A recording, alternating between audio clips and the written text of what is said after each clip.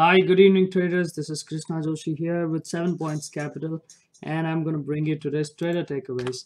Um, we were expecting quite a lot of things to happen today, especially because it was day two on Twitter. We've seen Facebook continue its sell off into the third day, and like Snapchat's been reacting because it announces earnings later. Um, the Nasdaq is pretty weak. So compared to SPY, which finished down 0.5%, we saw the Qs, which has had a sharp pullback off the highs. So Qs finished down about a percent, 1.4% down. There was weakness all day.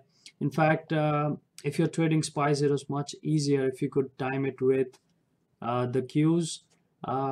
It gave a good direction. It was clearly leading on the way down. So was Twitter, almost finished down like close to 8%. The low point was close to 9% down on the day for Twitter. We were just like 1%, about 30 cents away from having short seller restriction for another day, but we did not. Anyways, the weakness was definitely clear all across the FANG stocks, the NASDAQ stocks, the big ones like Microsoft, which has still seen continued strength. It kind of gave back a few percentage point as well.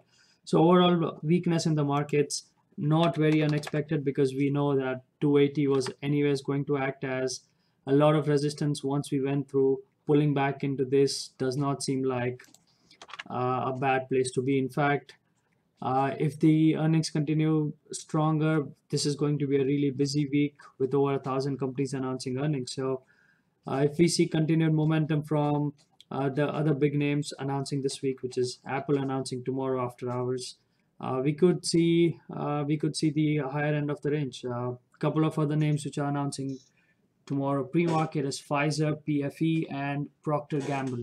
So we'll wait and watch if those can help push the spice up above the 280. But up until then, I feel like there's definitely a lot of selling pressure in the market, a lot of profit booking, and some of the names are definitely beaten down, like Facebook. Bottomed out today around like 168 area, and Twitter pretty much finished the low point of the day. So we were definitely getting involved in Twitter. First trade was clearly right off the gates. Showed it right when it opens at 9:30, and then the idea was staying with the trade for a while as long as it kept going, because the ATR is clearly very high right in the morning. So got somewhere just above 34 and got a good entry at 9:31. Ended up being a good trade right off the open. So that gave me kind of a PNL cushion to uh, push into other stocks, because I was watching a few other big names, which was Caterpillar and Seagate, which was STX. So straight off selling in Twitter. Spies kind of open like slightly higher, but you can see just straight off selling, and all the higher levels that we were hoping about the 281 to hold up, we did not see that. In fact, the Qs were putting pressure, and then we finished like 279.50, made a nice double bottom on spies, and then reversed from there. Let's jump into other names, which is STX, Seagate Technologies. So this one was interesting because Western Digital, which is the another competitor peer company, they announced earnings on Friday. They finished down about 8%. So definitely there's weakness expected in the stock, especially if they were going to guide lower, then STX was going to have some sort of weakness. So that was the first thing that I had in mind. And if the company gives a weak guidance, I'm going to look at shorting it. So in the morning, I got a decent short, um, just below 55, and I got stopped out in the 55.50 area with a little bit of slippage. In fact, I did get filled on some of my part of my stop. I had to quickly cancel it because the spreads were pretty high. So we had about 14 to 15 cent spreads on it, which is unusual because I remember trading STX last quarter as well. And most of the names that I watch every earning season, they sort of they tend to repeat themselves. So STX, I traded them last quarter. They finished down more than 10%, which was right here in May. And today I was expecting a similar action, but given how the bid ask was tight on an SSR stock last quarter, I was not comfortable with the 15-cent spread because I had a few thousand shares and the spread was sort of increasing my risk from 1 hour to about 1.7 hours. So I ended up taking a loser on my first trade in this one. But once it got steadier around here, around the 53.80 area, I got in my another short position, ended up taking a good wash into the just below 52.50 area. And since then, I had a couple of long trades all the way up. So while I saw decent pullback, like small pullbacks in SPY, I ended up taking a few long positions in STX and Caterpillar. And the surprising fact was all the stocks that I was watching in the morning had a similar kind of setup. So they sold off right off the morning and they pulled back and they set up for like two long positions, like two long setups in pretty much all the stocks that I was watching, including STX, Tyson Foods, Caterpillar, um, and I think CBS. So they were range bound and then looking to break on the upside. So I ended up taking a long trade in Caterpillar right around here. So I'm just trying to go in terms of timeline, uh, how I was approaching my trades from the morning. So starting with Twitter, starting with and followed by STX, and then a couple of long positions in Caterpillar as well. So those were some of the stocks which were really moving in the day, which were doing decent amount of volume. And I was also focused on a few names from Friday, like Juniper. I was involved on the short side in Juniper on Friday morning, right off the open. The stock was SSR. It took a few attempts to test the 25 area, and once I knew that did not want to break, it was a clear buy for the rest of the day. And to make the trades easier, the stock kind of gaps up even more. So the stock gapped up pretty good in the morning and gave me a good short trade right off the open. And then once I felt like this is going to set up on the long side again, into the levels from Friday, that is where I wanted to start going long. So I had a good short position, ended up working out pretty good.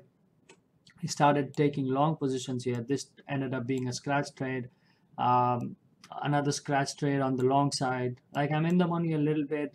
I have my stops just below this. It's more like adding a tier one, tier two position, and as it starts working out, I'm trying to add few more. So once I added my tier three and tier four here, I increased my average cost price was much higher, and then once it goes lower, I ended up taking another scratch trade. And this was the third long setup, which ended up working pretty well for me. So this helped me because I've been doing similar kind of setups, day two plays on other stocks like Mattel and Under Armour. So Under Armour again sold off SSR on Friday, rallies for the last hour on Friday, and today again we see like it gaps up, sells off. I was not involved in this because by this time I was already watching about four stocks, including Juniper that we covered earlier. But then again, this gave me good long setups on the way up, and I'm trading UAA along with Under Armour, just UA. So the Class A and Class C, I think that's the difference on these two symbols, both of them Under Armour, but they are different class of shares, and they end up lagging with each other, especially when a stock is SSR. So if UA is SSR, it has a buyer or seller, it starts buying at a particular level. And often you see, like you don't see, there's a good lag between UA and UAA. So that gives you a good arbitrage opportunity, especially when the offer is chasing down on an SSR stock and one of them kind of reverses. It gives you a good idea and good indication as to what the other stock is going to do at some point. And especially because they trade so closely to each other, it ends up being in the same direction at some point. So it gives you comfort in knowing like if UA is going to start going higher and Under Armour is going to do a catching up trade, it kind of gives you a slight edge as to what direction the stock might be trading. And given how thick these offers are, if you end up getting a good buy point, like let's say 2017, 18, it is a good riskless 10-cent trade sometimes. So these were some of the stocks that I was watching on the day. Like I mentioned earlier, quite a few important earnings coming up this week. A lot of small cap and mid cap names announcing as well. So it's going to be an interesting one where it'll be like the IWMs will start having a lot more action, a lot more volume, because the Russell 2000 names are going to announce a lot more earnings this week. But overall, ended up being a good day. I've been trying to trade a lot of stocks in the direction of the trade, in the direction of the overall market. So when the Qs and SPYs are looking weak, we're looking at short position, short entries in Twitter, trying to look at all of these pops the moment they hold into the previous support area. Once they bump into those resistances, the previous support now being the resistance, it gives a good risk reward setup where if you have no idea how much further this wants to go, now you want it to hold, now you want to see if these 30s are going to hold, and if they do, you want to position yourself on the short side with a stop about 35, 37 sometimes. So this play definitely worked in Twitter. But before we move on, I do want to cover a couple of low float names, which is SSLJ. uh, Everyone on Twitter has been talking about AWX, and given that uh, AWX now, we are sort of anticipating like, what if there is going to be another AWX kind of setup, like a stock that just keeps going higher, and all the shorts are going to keep getting squeezed. So especially when the float turns around, a lot of churning goes on, and when the volume is 22 million on a float of like 8.5 million, I think.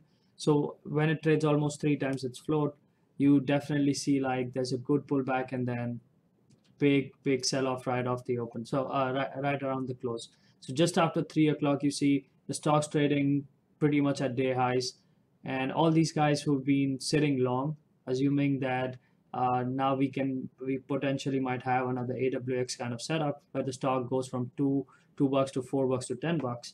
Now in like 15 minutes, all of these guys are out of money. So definitely got to be careful on these kind of stocks. I did wasn't my best stock on the day.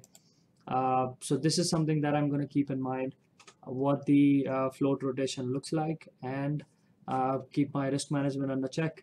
So these are some of the thoughts for today, guys. Thanks again for watching, and let me know if you have any questions. Feel free to reach out. And this is Krishna Joshi here again with 7 Points Capital.